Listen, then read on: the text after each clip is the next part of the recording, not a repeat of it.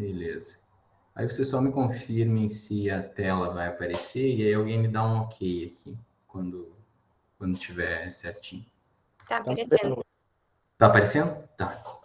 Então, pessoal, é um prazer estar iniciando essas aulas com vocês, né, sobre análise de dados em pesquisa em saúde.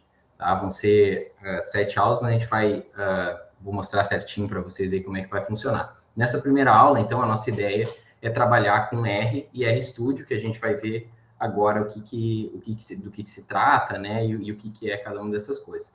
Então, como é a primeira aula, né, eu vou me dar a liberdade de falar, então, os objetivos do curso, né, que basicamente, no geral, vai ser desenvolver habilidades básicas no manejo e visualização de dados em R, aprender conceitos básicos de programação, que aí vocês consigam aplicar também de maneira mais generalizada, assim, com o que vocês forem estudando daqui para frente, tá?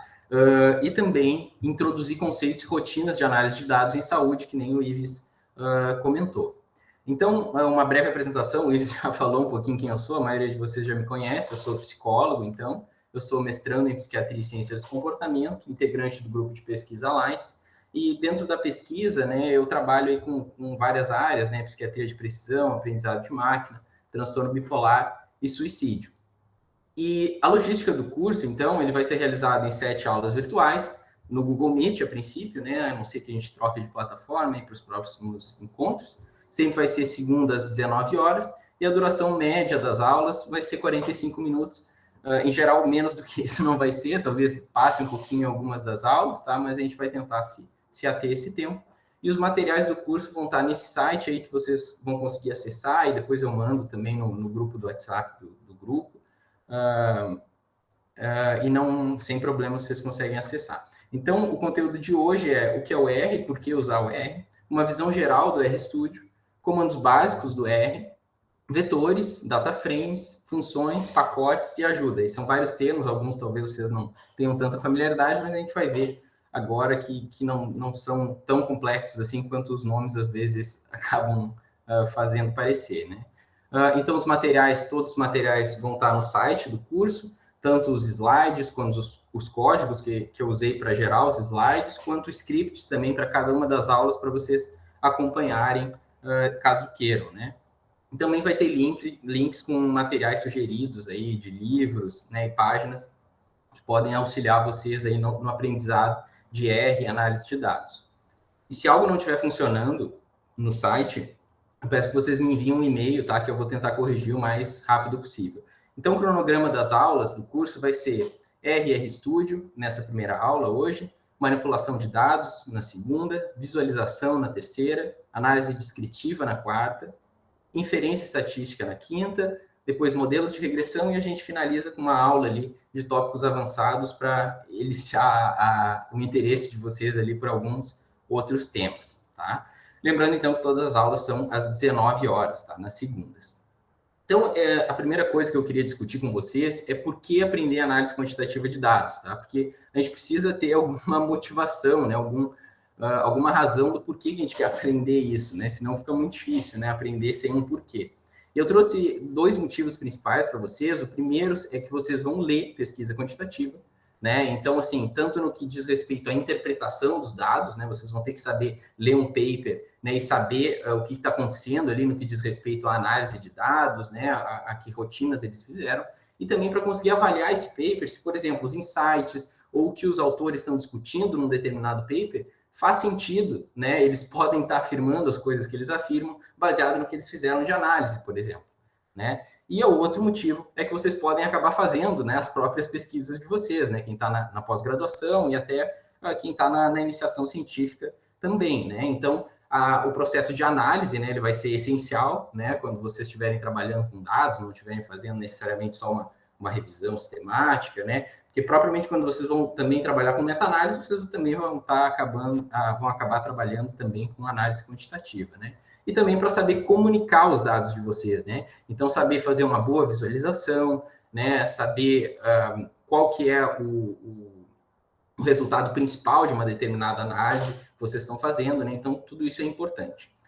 Os slides que eu fiz, tá, eles vão seguir mais ou menos uma formatação, tá? Às vezes eu acabo fugindo um pouquinho, então vocês me perdoem nesse sentido, mas em geral, quando eu usar negrito, vai indicar um termo importante, tá, que eu estou querendo destacar para vocês. O itálico vai ser ênfase em alguma coisa, ou também instruções que eu vou dar para vocês clicarem com o mouse. Então, por exemplo, vão em arquivo e salvar como, por exemplo, no menu que tem lá em cima.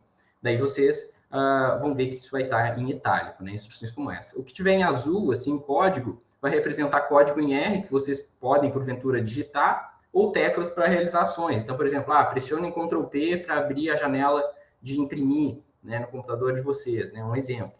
Né? Isso também vai estar grifado em azul, assim. E vão ter também os blocos de código, que daí são código de fato rodado, né, no meu R, tá? E eles vão se parecer com isso daqui, tá? Com esses bloquinhos aqui, esses retângulos. Aqui eu trouxe um código de exemplo, né, que é 25 vezes 11, e aí ele dá a resposta, que é 275.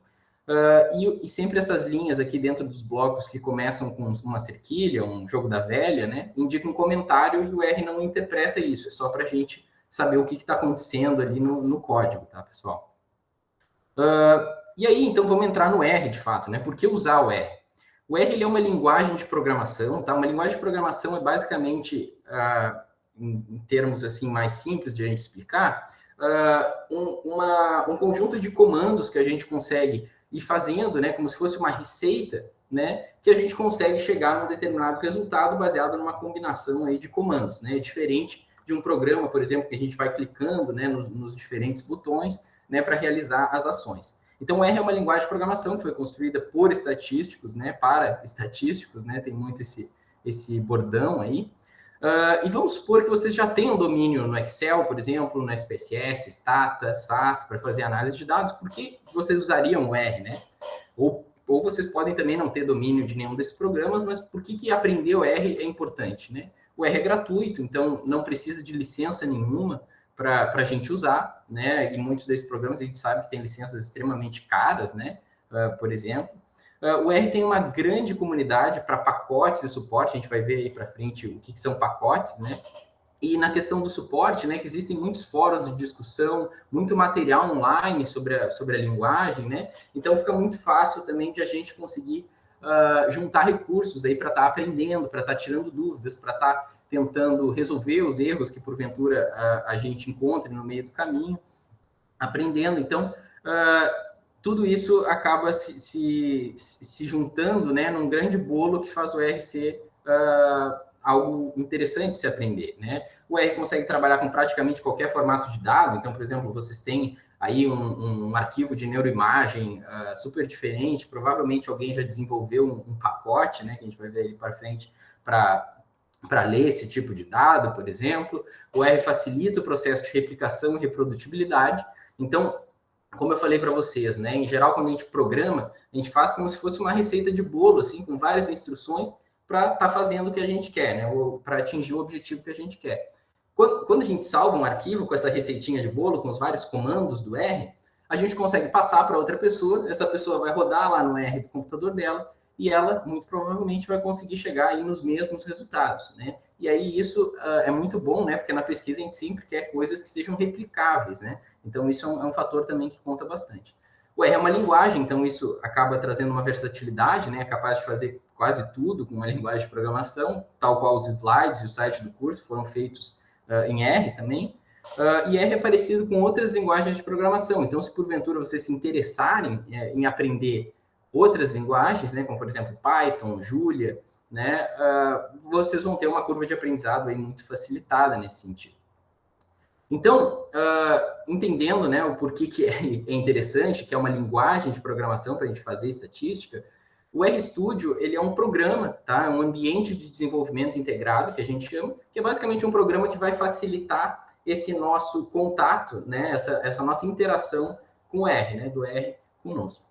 Então, ele ajuda a organizar o código, os resultados, os plots, né? Sempre que eu falar plots, é gráficos, tá, pessoal? Para quem não conhecia esse termo, tá? Plots é sempre gráficos.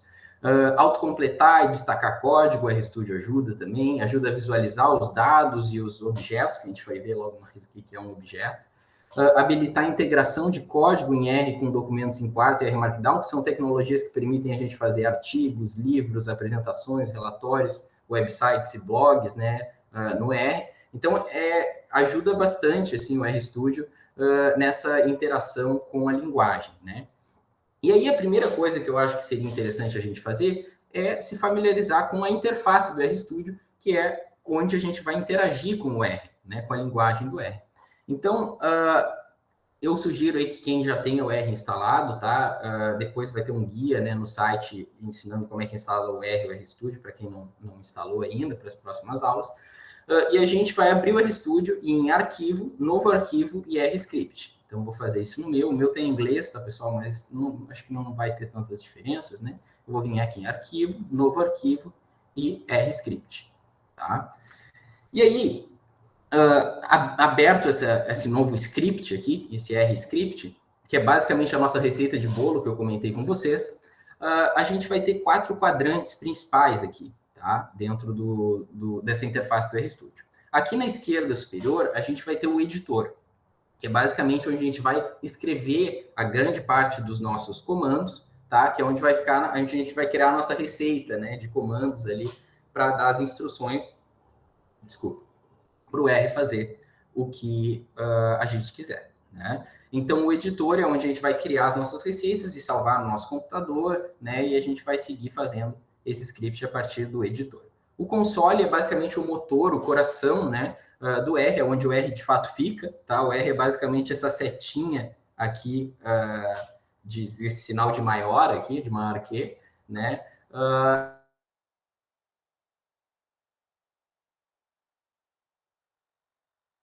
Tá? Ou rodar o código que a gente está escrevendo aqui na nossa receita, no editor. Tá?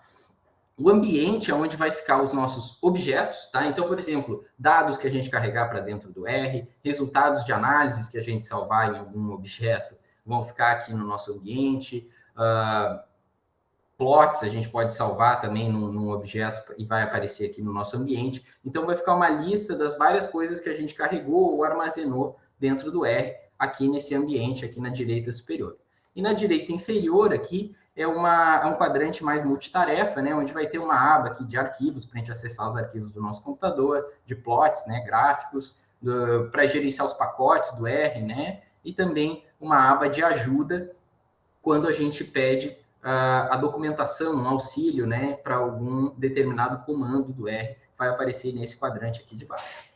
Então, uma das coisas mais importantes, talvez a coisa mais importante que a gente tem que saber no R é saber como executar o código no R, né? Como executar os comandos, né, que a gente for escrever. E para executar, a gente pode executar de várias formas, tá? Algumas delas, então, são selecionar as linhas no editor, lembra que é aquele na esquerda superior, e clicar em executar no topo, ou pressionar Ctrl Enter, ou quem tiver no macOS, Command Enter, né, para rodar a seleção. Ou com o cursor de vocês, né, que é aquela barrinha que fica piscando, né? Se o cursor de vocês estiver na linha que vocês querem executar, pode pressionar também o Ctrl Enter ou o Command Enter, para quem estiver no macOS. E vocês vão notar que quando a gente roda dessa forma, eu vou mostrar para vocês, o nosso cursor se move para a próxima linha para que a gente pudesse rodar vários comandos em sequência se a gente estivesse ali no nosso script, na nossa receita, né? Ou a gente pode escrever linhas direto no console, né, que é esse aqui embaixo, né, e apertar Enter para rodar, tá? O console, ele sempre vai mostrar as linhas que a gente rodou seguido pela saída, independente de a gente rodar linhas ou do editor ou diretamente no console.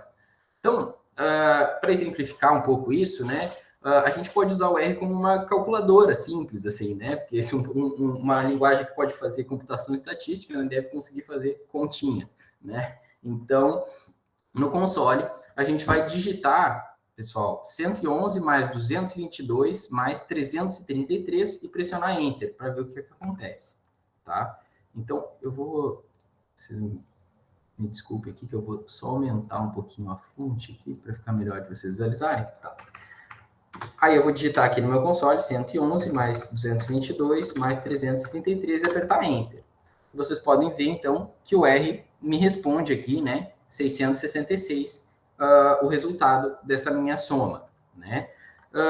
esse 1 aqui, né, que tem tanto aqui quando eu rodei no meu slide, quanto aqui embaixo, ele indica o índice numérico, ou seja, a posição do primeiro elemento da linha. Tá? O que isso quer dizer? Às vezes a gente vai ter resultados que vão ter muitos números, tá? Não vai ser um só. Por exemplo, vou dar um código aqui, que ele vai gerar vários números. O que esse númerozinho entre colchetes quer dizer? Por exemplo, aqui, ó, 55.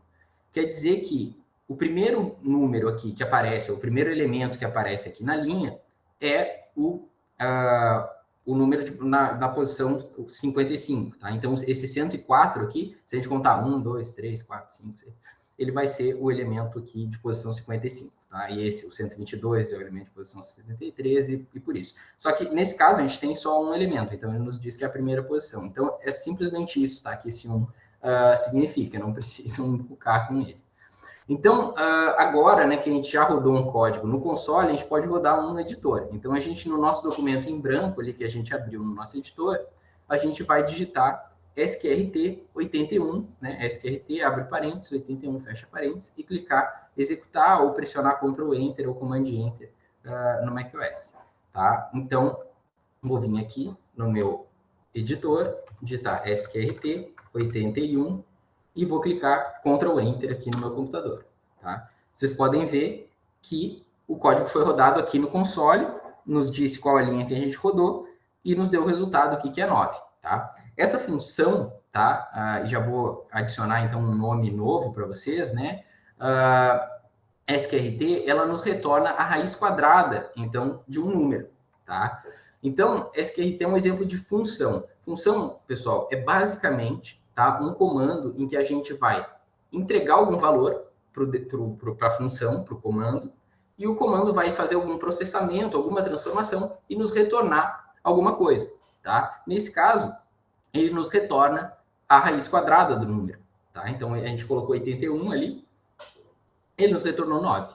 Se a gente não soubesse o que SQRT é, a gente poderia digitar ponto de interrogação SQRT no console e ver a aba de ajuda na direita. Então, eu vou fazer exatamente isso. Vou vir aqui no meu console, ponto de interrogação SQRT. E aí, vocês podem ver que abre aqui na direita, né, uma documentação que a gente chama, tá? Que é basicamente um guia sobre a função. Tá? Então, nesse caso, ele tem um título aqui, funções matemáticas diversas, e aqui na descrição ele já nos diz, né, SQRT de x computa a raiz quadrada de x. Né? E aí tem o uso, como é que a gente faz? Basicamente, a gente usa a função SQRT, abre parênteses, x, fecha parênteses, e ela tem determinados argumentos, que nesse caso é um vetor numérico. Né? A gente vai ver melhor o que é um vetor, né? Mas a gente já viu, né, na prática que é basicamente colocar um número ali para o R. Né? Beleza, assim que a gente pede ajuda, e aí isso vocês têm que ter em mente, porque a gente vai aprender várias funções aí durante o curso, e sempre que vocês tiverem alguma dúvida, abram esse guia aqui com ponto de interrogação, nome da função, para vocês verem ali uma documentação, tá? Isso é extremamente importante, é uma habilidade que vocês têm que ir desenvolvendo, assim, de, olha, não entendi, será que a ajuda vai conseguir me auxiliar? E aí vocês fazem isso. Então, argumentos, eles são entradas de uma função. Nesse caso, o único argumento para SQRT é x, que pode ser um número ou um vetor de números, né? Vários números também a gente poderia colocar, a gente vai ver. E arquivos de ajuda, então, nos dão documentação de como usar essas funções e o que a função nos devolve. Tá? Então, agora a gente vai aprender como que a gente cria objetos, né? O que é um objeto, tá, pessoal? Objeto, basicamente, pode ser tudo dentro do R, né? Eu posso armazenar dados, né? Uma base de dados que eu coloquei para dentro do R como um objeto.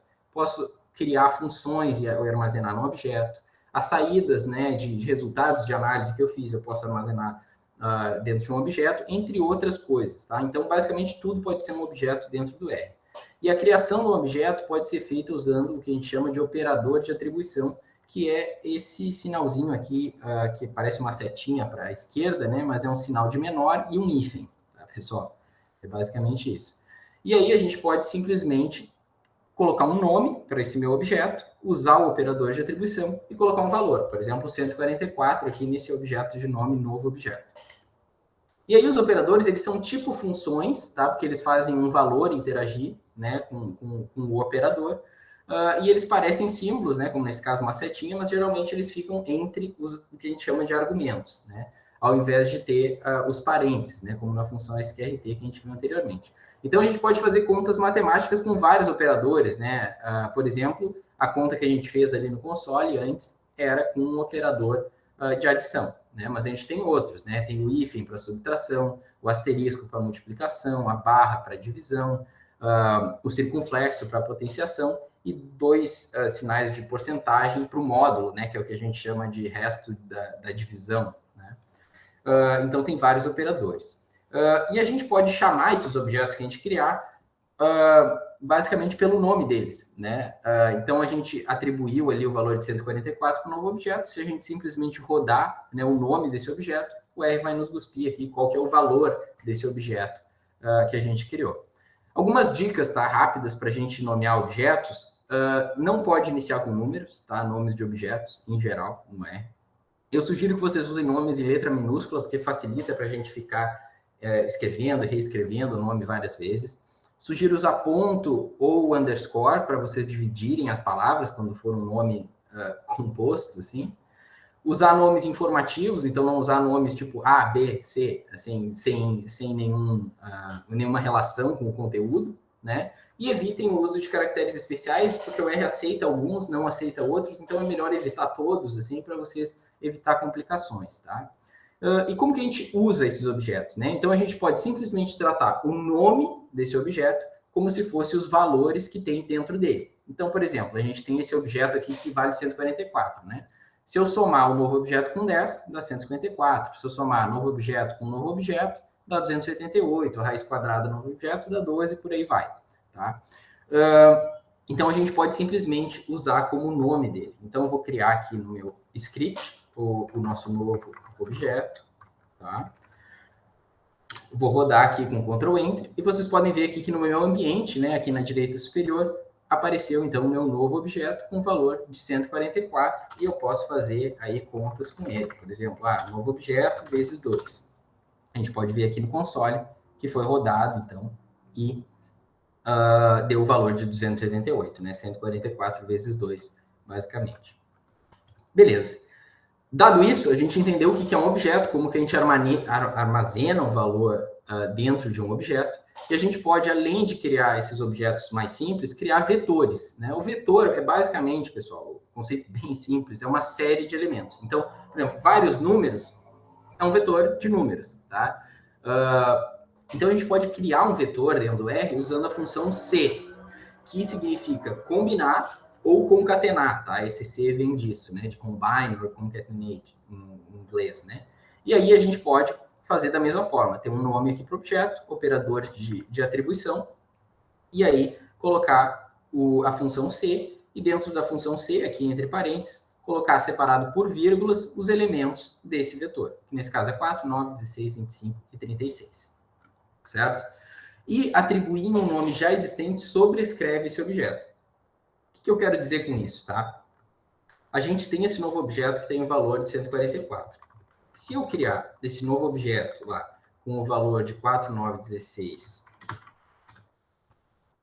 25 e 36, como eu fiz ali nos slides, e rodar, vocês podem ver que aqui no meu ambiente mudou, né, o valor desse novo objeto. Então, R escreveu por cima. Aquele nosso objeto de valor 144 não existe mais, tá? Ele foi substituído por esse novo objeto de valor 4, 9, 16, 25 e 36. Essa série de números que a gente chama de vetor.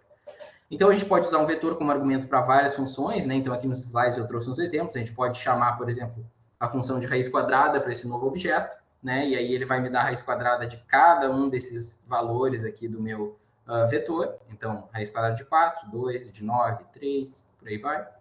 A gente pode pedir a média, por exemplo, com essa função min aqui, né? Que é a função que calcula a média aritmética de um determinado vetor. Né? Ou pedir a soma também de todos esses elementos com a função sum. Né? Beleza, a gente entendeu então que um vetor é uma série de elementos. Né? E os vetores eles podem assumir três classes principais no R. Eles podem ser numéricos, que é o que a gente já está mais familiarizado, né? Então um vetor numérico aqui, por exemplo, com valor de 215. Podem ser de caractere ou string. Tá? String é o jeito que a gente chama em programação quando a gente está trabalhando com texto. tá, pessoal? Então, sempre que eu falar string, caractere, texto, é a mesma coisa, tá? E a gente cria da mesma forma. Só que um detalhe, quando a gente está trabalhando com esses vetores de caractere, de texto, a gente sempre tem que colocar os textos entre aspas, tá, pessoal? Se eu colocasse aqui Bruno, por exemplo, né, fora de aspas, a gente ia levar um erro na fuça, tá? Então, fiquem com isso em mente.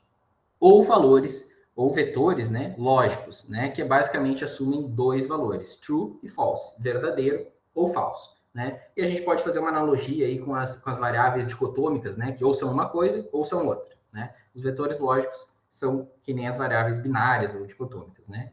Assumem um valor ou outro, ou true ou false, e o verdadeiro ou falso tem que ser escrito dessa forma, todo em caixa alta, tá, pessoal? Sempre que vocês usarem esses vetores lógicos, a gente vai ver uma utilidade maior para eles para frente aí no curso, tá? Lembrando que os vetores podem ter um único elemento, e isso é legal de a gente ter em mente, tá? Então, por exemplo, esse vetor numérico, a gente vê que é um valor só, mas ainda assim a gente considera que isso é um vetor, tá? É um vetor de um único elemento, tá? Então é um vetor, não menos vetor do que esse vetor com dois elementos, tá? A gente considera que é um vetor, apesar de a gente não usar a função C para criar ele, tá, pessoal? Beleza. Então a gente pode entrar agora no que a gente chama de indexação, tá? O nome é meio assustador, assim, mas indexar, tá? É basicamente quando a gente quer extrair algum elemento ou criar algum subconjunto do nosso vetor. Então a gente aprendeu que o vetor é uma série de elementos, tá? Mas quando a gente tem um vetor, então, de mais de um elemento, uma série de elementos, pode ser interessante, a gente pode querer acessar elementos específicos, tá? Então, para isso, a gente pode usar os colchetes. Tá? Então, vamos supor, eu criei aqui um novo vetor, um vetor exemplo, tá? Com os valores 2, 13, 22 e 95. Vamos supor que eu quisesse extrair só o 2 e o 22. Ou seja, eu quero só os elementos de posição 1, da primeira posição e da terceira posição. E de que forma eu faço isso, tá, pessoal? Com os colchetes. Então, eu pego aqui o nome do meu vetor, vetor exemplo, aí do ladinho já do nome do meu vetor, eu abro e fecho os colchetes, e dentro desses colchetes, eu vou colocar um vetor com as posições que eu quero extrair, que eu quero indexar desse vetor. Então, nesse caso, eu boto 1 e 3, e aí eu retorno somente os valores 2 e 22, que são da posição 1 e posição 3 aqui do meu vetor.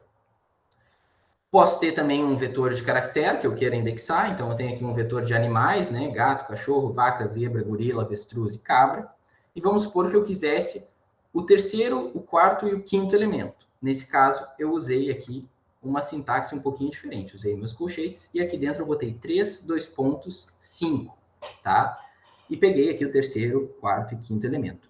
O operador 2 pontos, que é esse que eu usei aqui, ele gera um vetor que usa a sequência de números do primeiro até o segundo número que tem aqui entre os 2 pontos. Então, esse 3, 2.5, ele vai pegar o terceiro, quarto e quinto elemento, porque ele gera uma sequência, tá? Então, é basicamente eu dizendo, ó, eu quero os animais em que tem as posições do 3 até o 5, ou seja, vaca, zebra e gorila, tá? Isso é legal porque muitas vezes a gente quer pegar vários elementos em sequência, e aí eu não quero fazer um vetor lá, C, 1, 2, 3, 4, 5. Aí eu coloco, por exemplo, 1, 2.5. Aí eu vou pegar a posição 1, 2, 3, 4, 5. Isso é legal quando a gente quer trabalhar com sequências, né? Beleza.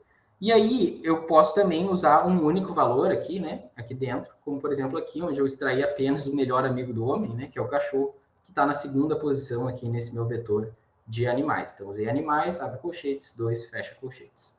Tá? Beleza. Mas, às vezes, a gente não vai querer extrair determinados elementos dos vetores por posição, né? Às vezes eu quero que ele respeite uma determinada condição, tá? E é o que a gente chama de expressões lógicas. Então, acho que com os exemplos vai ficar mais fácil de entender.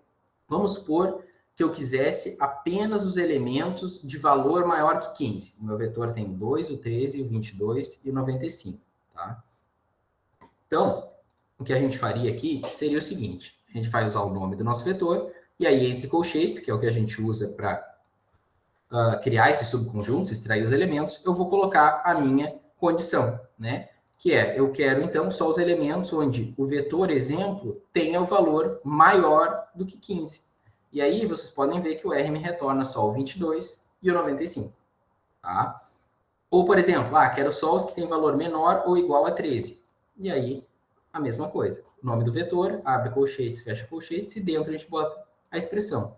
Quero só quando o meu vetor exemplo for menor ou igual a 13. Daí ele retorna o 2 e o 13.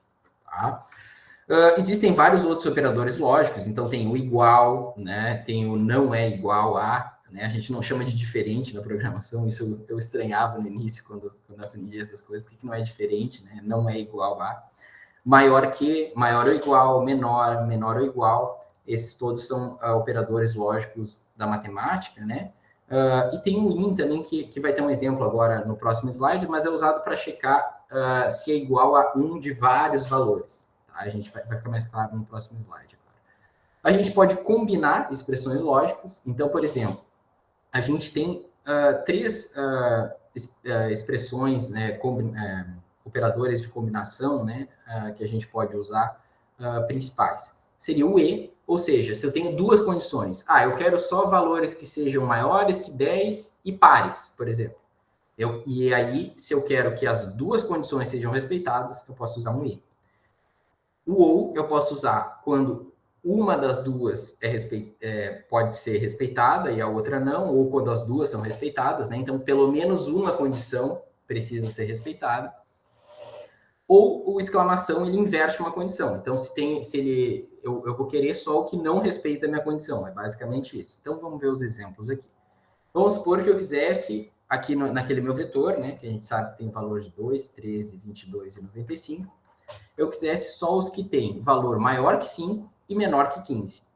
Então, eu tenho que respeitar as duas condições. Os valores que eu tenho que são maiores que 5 e que também são menores que 15 é o 13. Então, R só me retorna o 13. Se eu quero valores menores que 5 ou menores que 15, ele me retorna todos, né? Porque todos são ou maiores que 5 ou menores que 15, né? Eles respeitam pelo menos uma dessas duas condições.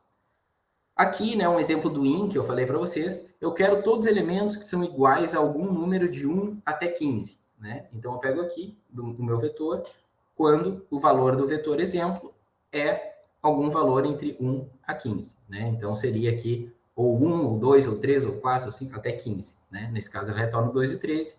E aqui eu coloquei uma exclamação na frente, que ele basicamente vai pegar o contrário, né? Eu vou querer os elementos, então, que não são iguais a algum número de 1 até 15. E aí ele retorna o 22 e 95.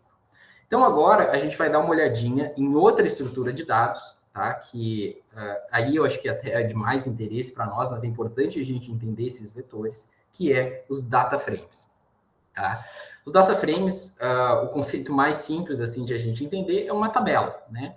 Ele é uma tabela onde cada coluna contém valores de uma variável, ou seja, de uma característica, né? E cada linha contém uma observação, e na saúde é muito comum que essa observação seja um sujeito, um participante da pesquisa.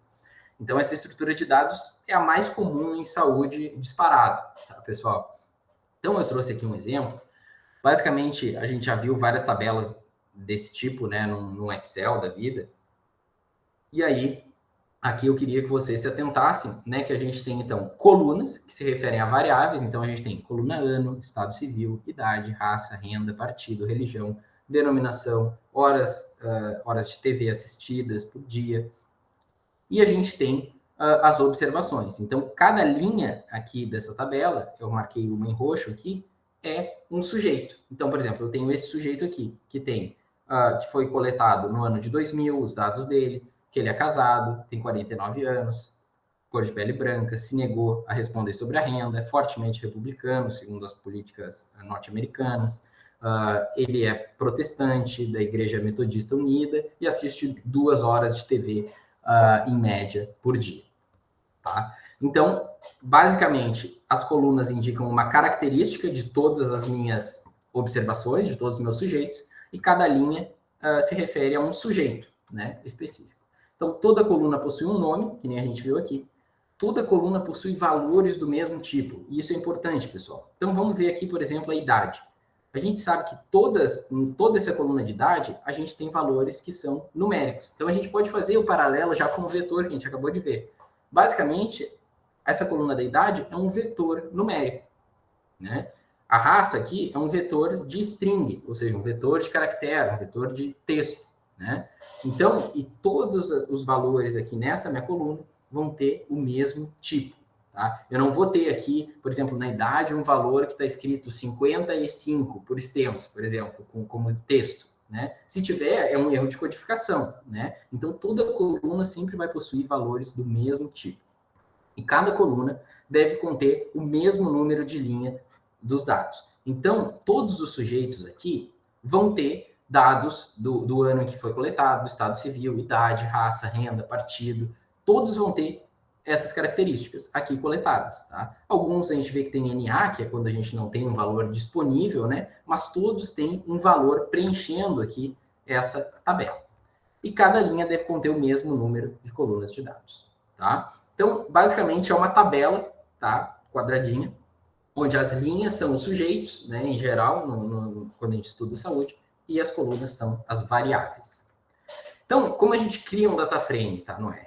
Em geral, a gente não vai criar data frames na mão no R, que nem a gente está fazendo aqui. Em geral, a gente vai importar os nossos dados para dentro do R, tá, os nossos bancos de dados. Mas é importante a gente entender isso para a gente conseguir fazer o paralelo com os vetores que a gente acabou de aprender, tá, pessoal?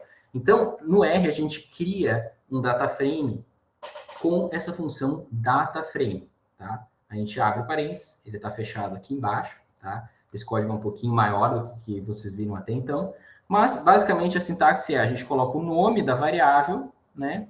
Igual, e a gente cria um vetor, simplesmente, ó. E vocês podem ver que aqui é um vetor de string, o nome do sujeito, a idade dele é um vetor numérico, né? Não está entre aspas. Depois tem um vetor com a profissão e por aí vai. E aí, basicamente, o R nos cospe aqui, depois de a gente atribuir para um nome do objeto, né, df aula, uma tabelinha, né, algo que nos remete a uma tabelinha, tá? Então, é basicamente assim que a gente cria um data frame no R. E na próxima aula, então, a gente vai aprender a carregar os nossos próprios dados para dentro do R, né, que é muito mais interessante do que dados falsos, né? Então, como que a gente indexa um data frame? Né? A gente viu como cria os subconjuntos, como extrai elementos específicos de um vetor, mas agora a gente vai ver dos data frames. Diferente dos vetores, que são objetos unidimensionais, os data frames possuem duas dimensões, que vocês já sabem quais são, né? As linhas e as colunas. Né? As colunas variáveis, linhas, sujeitos, participantes, observações. Nesse caso, a gente usa os colchetes também, olha só, algo já mais familiar, para indexar a base numa forma um pouquinho diferente. A gente vai ter o objeto do data frame, ao invés do objeto do vetor, né? E aí a gente vai ter os colchetes, e aí a gente vai ter duas dimensões que são separadas por vírgula. A dimensão da linha, para eu filtrar os participantes, e das colunas, para eu filtrar as variáveis, né? Então aqui eu trouxe dois exemplos. Vamos supor que eu quisesse o segundo, o terceiro e o quarto sujeito da minha pesquisa, e eu quisesse só a primeira e a terceira variável, que é o nome e a profissão.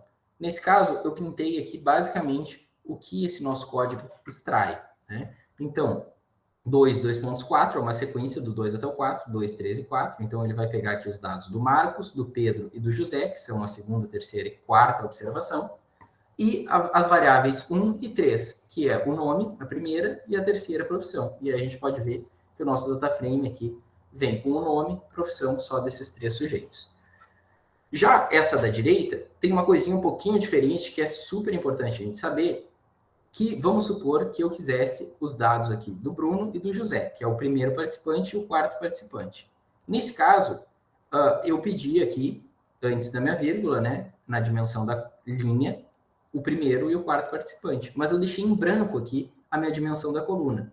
E aí, de que forma que o R interpreta isso? O R interpreta, basicamente, né, que quando tu não coloca nada numa determinada dimensão, tu quer todos os elementos dessa dimensão. Então, nesse caso, eu estou pedindo todas as colunas só do primeiro e do quarto sujeito. Tá? Então, ele retorna aqui o Bruno, primeira observação, quarta observação, José, e todas as colunas, né? Então, basicamente, a gente vê aqui, ó, nome, idade, profissão, tem namorado, gosta de R, tá? E aí, a gente Bruno, pode também fazer a indexação. Bruno, desculpa te interromper, Bruno. Só para te dizer, eu vou ter que sair porque eu vou para esse churrasco, esse evento ali com os alunos da graduação. Tranquilo, Então, tranquilo. pode tocar firme aí, que aí a gravação o Giancarlo está gravando. Daí só eu vou ter que sair agora, mas ele pode concluir com o pessoal, tá certo? Tá certo. Valeu, pessoal. Obrigado, Ives. E aí, gente, tá, para a gente não se perder, a gente viu aqui como é que a gente indexa, como é que a gente cria esses subconjuntos a partir da posição, tanto das colunas quanto das linhas. Mas a gente pode, tal qual nos vetores, indexar, criar subconjuntos, né, extrair esses elementos a partir de expressões, né? E aí é onde está o interessante, né, quando a gente trabalha com essas bases de dados em saúde, porque às vezes eu vou querer lá filtrar, eu quero só os sujeitos com idade maior que 60 anos para trabalhar com idosos. Eu quero só os sujeitos que nunca fumaram na vida, né? Às vezes eu vou querer criar subconjuntos, e aí é dessa forma que a gente, uma das formas que a gente pode fazer, a gente vai ver outras também durante o curso, tá? A gente pode indexar, então, a partir de expressões lógicas, e para fazer isso a gente usa o operador cifrão, tá? Então a gente está introduzindo aí um novo elemento agora no nosso aprendizado, que é o operador cifrão, que ele serve para acessar uma coluna na nossa base de dados, no nosso data frame. Então, lembrem que a gente tem esse data frame aqui da aula, que eu criei na mão ali no slide anterior.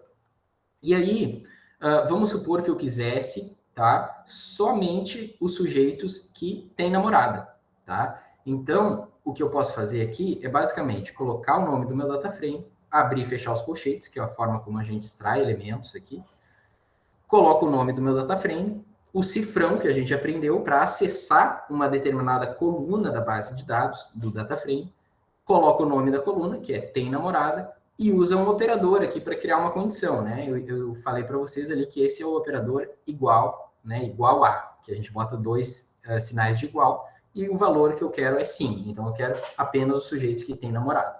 E aí, nesse caso, o R me retorna aqui, então, o Bruno, o Marcos e o José, que tem namorada, né? E a gente, vocês notem, né, que a gente deixou aqui a dimensão da coluna vazia, ou seja, o R nos retorna aqui todas as colunas, tá? A gente poderia fazer aquelas combinações de condições, né, que a gente viu com o E, com o OU, né?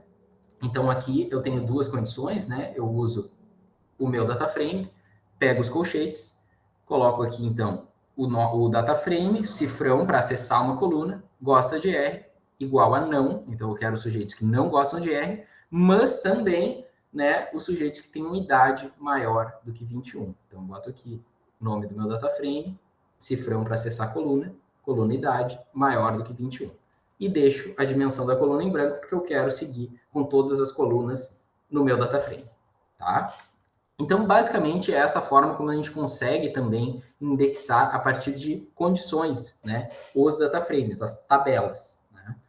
E o cifrão pode ser usado para extrair uma coluna em forma de vetor, né? Então, eu comentei isso brevemente, né? A gente tem aqui o nosso data frame e eu quero extrair a idade, então, desses sujeitos. Então, nesse caso, eu pego data frame, cifrão para extrair coluna, idade, e o R me retorna aqui em forma de vetor, né? Olha só, uma série de elementos aqui com as idades dos sujeitos da base de dados.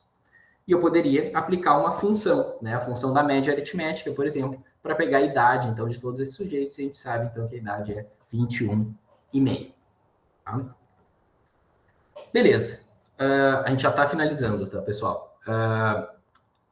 A questão, então, dos pacotes, né, que é algo que eu comentei bastante lá no início, mas estava um mistério, né, sobre o que são os pacotes, né, eu não tinha explicado. Os pacotes, basicamente, são conjuntos de funções, tá? Então, você sabe que é uma função, é algo que a gente entrega, faz um processamento e nos retorna alguma coisa. Então, os pacotes são conjuntos de funções ou até de dados, né, bases de dados, às vezes tem pacotes que têm várias bases de dados para a gente trabalhar, e esses pacotes podem adicionar, então, novas funcionalidades no R.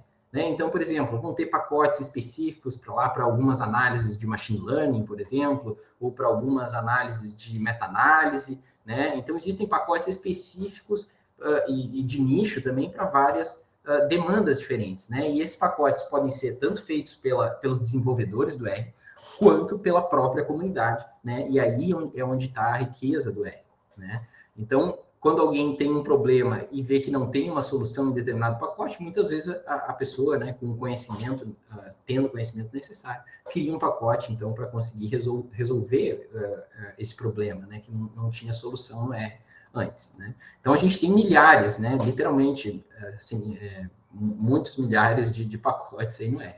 E eles funcionam da seguinte forma, tá? Para a gente adicionar essas novas funcionalidades, que é algo muito legal.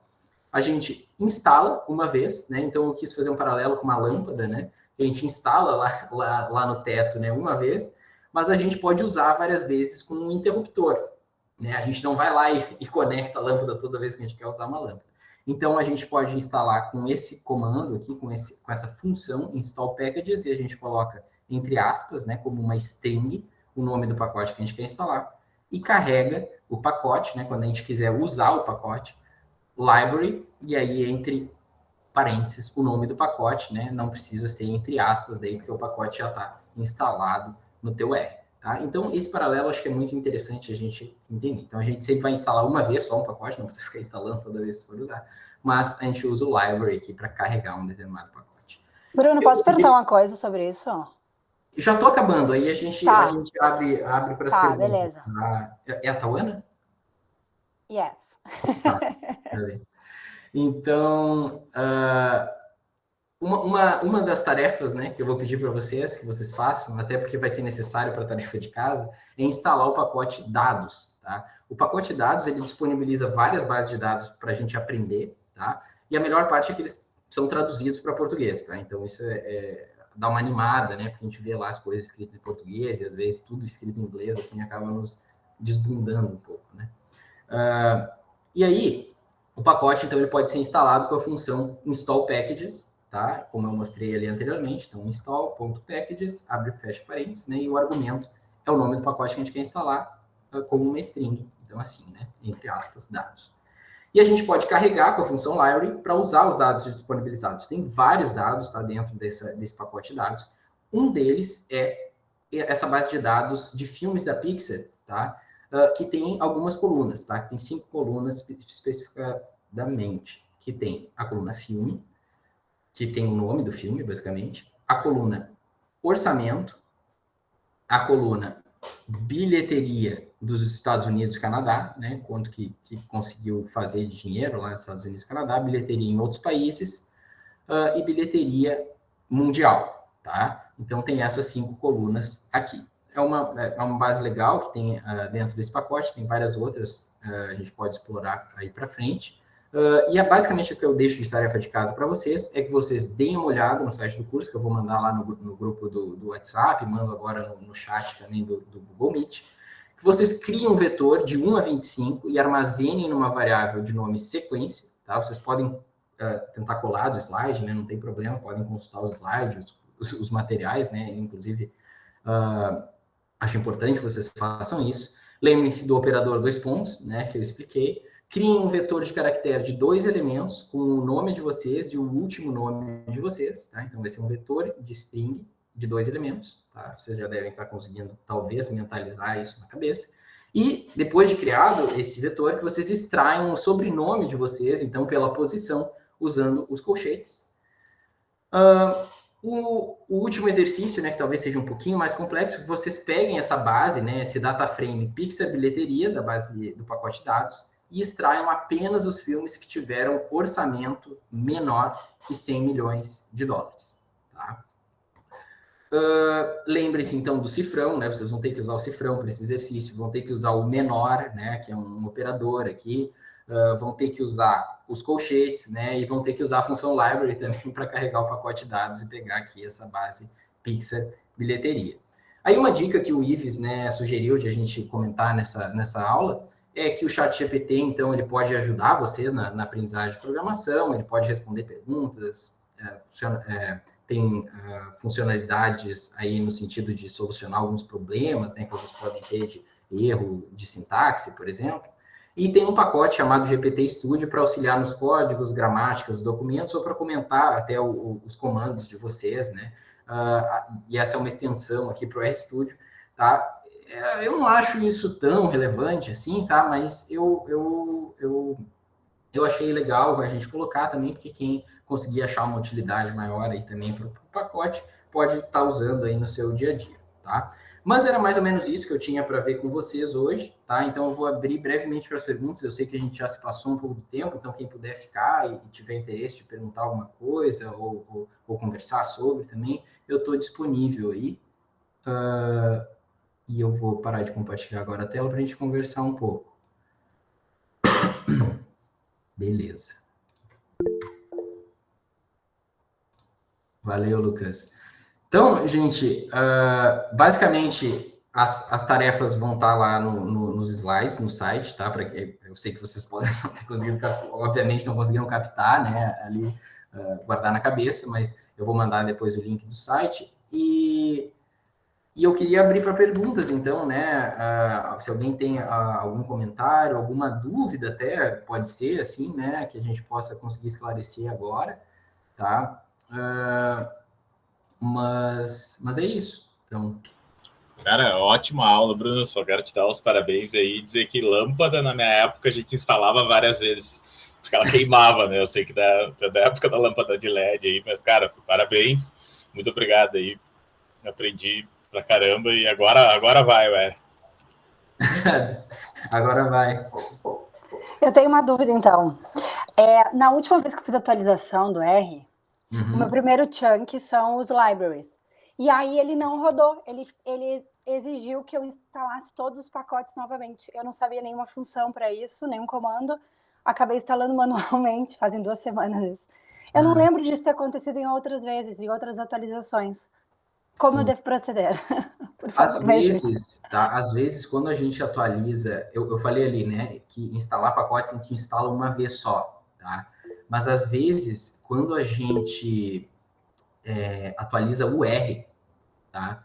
Existem alguns pacotes que quebram, tá? E a gente tem que reinstalar eles, tá? Então, às vezes, pode ser isso, né? Porque muitas vezes tem vários pacotes, quando a gente atualiza o R, os pacotes não seguem funcionando, tá? Tu tem que reinstalar eles. Então, essa é uma das exceções que a gente tem que reinstalar pacotes muitas vezes, ou quando dá algum problema, de fato, interno no computador, e ele perde o caminho da onde os pacotes estavam instalados e ele não reconhece mais. Mas, assim, pode ser muita coisa, tá? Isso que aconteceu contigo. Então, eu te dou dois possíveis motivos, né, do que pode ter acontecido, mas aí o que eu recomendo é que tu reinstale, de fato, e veja se resolve, assim, mas uma coisa que a gente tem que ter em mente é isso, quando atualiza o R, às vezes a gente tem que reinstalar alguns pacotes que eles quebram, assim, isso é normal, tá? Não é nada inesperado. Obrigado, Giancarlo. Beleza. Tá. A lâmpada queima também. Exatamente. A lâmpada queima também. É isso. Mais alguma pergunta, pessoal? Não? Assim, na próxima aula a gente vai ver de manipulação, tá? A gente vai ver importação e manipulação de dados, tá? O que eu tinha conversado com o Ives é que a gente poderia fazer um laboratório num horário adicional, tá? Aí esse horário eu pensei que pudesse ser talvez, sei lá, sábado de manhã, por exemplo, que é um horário talvez dos que menos incomodam, assim, a rotina do pessoal, né? Mas eu não sei também, eu posso fazer uma lista, tá, com vocês e ver quem que teria interesse no laboratório no sábado, tá? Fiquem bem à vontade, assim, se vocês também, vocês podem querer descansar, né, no sábado de manhã, dormir, sei lá. Então, assim, eu vou fazer uma lista e aí, se tiver interesse suficiente, a gente faz um laboratório no sábado, justamente para revisar alguns conceitos e também para resolver a tarefa de casa da semana, tá? Porque daí a gente faz a aula segunda, aí sempre faz o laboratório no sábado, e aí já fica pronto para a aula da próxima segunda. Tá?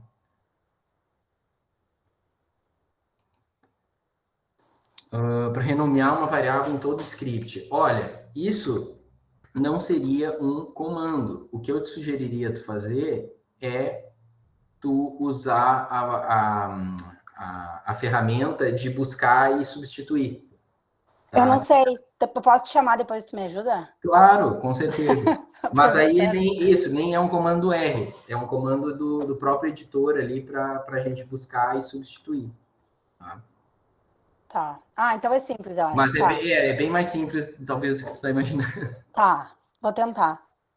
Porque nas tabelas fica um nome que não é um nome, eu acabei usando o mesmo, que é um penny underline Sim. N2, eu fui usando, e agora eu tô fazendo um monte de tabela, e as tabelas Sim. ficam, e aí eu tenho que ficar Sim, editando para mandar para o orientador. Claro. Não faz muito sentido. Aproveitei para uma ajuda, um help. Ótimo. Beleza. Mais algum apontamento, pessoal? Ou dúvida, ou comentário? Nope. Então tá. Mas assim, se alguém ficar com alguma dúvida, assim, tipo, for lá olhar os slides, tipo, essa parte aqui não ficou legal. Vocês podem me mandar um e-mail, tá? Por esse e-mail aqui. E aí vocês podem mandar um e-mail com a dúvida, o comentário de vocês, tá? Que eu vou tentar auxiliar da melhor forma possível, tá? Mas a tarefa de casa, assim, ela é bem simples, tá? Talvez o último exercício ali de filtrar aquela base da Pixar ali seja o mais complexo e é o que vai tomar talvez mais tempo de vocês ali, de tentativa e erro, mas eu tenho certeza que vocês conseguem e podem ir colando ali dos slides, tá, gente? Não tá. Mas se ninguém tem mais nenhum comentário, acho que era isso, tá? E a gente se vê talvez no sábado, talvez na segunda, tá? Eu vou fazer uma lista, então, com quem tiver interesse. Eu vou fazer ali no Alliance mesmo, tá? E aí vão botando o nome da lista de vocês, mas não fiquem, assim, impressionados de colocar o nome na lista, tá? Fiquem bem tranquilos. Eu só vou ver se vai dar número ali, né? Pra gente conseguir fazer a aula, tá? Parabéns pela aula, Bruno, excelente, tá? Só reforçando que o livro do R eu coloquei no grupo ali, acho que alguém tinha pedido, a Camila, e no livro lá tem bastante coisa também, tem código. Tá ótimo. Muito obrigado, Diego. Tem um monte de coisa ali, de texto, né, se vocês quiserem ler alguma coisa também, tá? Sim. No começo pode dar um nó na cabeça, mas depois vocês vão ver a vida em Matrix aí, que é tudo código aí. Sensacional. Vocês não fiquem frustrados, tá, pessoal, se vocês não pegaram alguns conceitos ali, porque assim, tem conceitos ali que eu expliquei para vocês e tentei explicar, né, em 5 minutos, que eu já gastei horas, assim, né, explorando, estudando esses conceitos. Então, assim, não fiquem se sentindo mal se vocês não entenderam alguma parte ali da aula, porque, assim, tem muita coisa que, de fato, vai demorar muito tempo até ficar, assim, internalizado na gente, né? Então, não se frustrem, tá? Persistam, tá? Quem tem interesse, persista, porque vale a pena, assim, e as coisas vão ficando mais fáceis, tá? Com o tempo, tá? Mas é isso, então, pessoal. Eu desejo aí uma ótima noite para todos vocês e mandem e-mail aí para quem tiver dúvida. Eu vou mandar o link lá no WhatsApp do site do curso para vocês consultarem lá. Quem quiser, a tarefa de casa está lá no final dos slides da primeira aula, tá? Beleza. Então,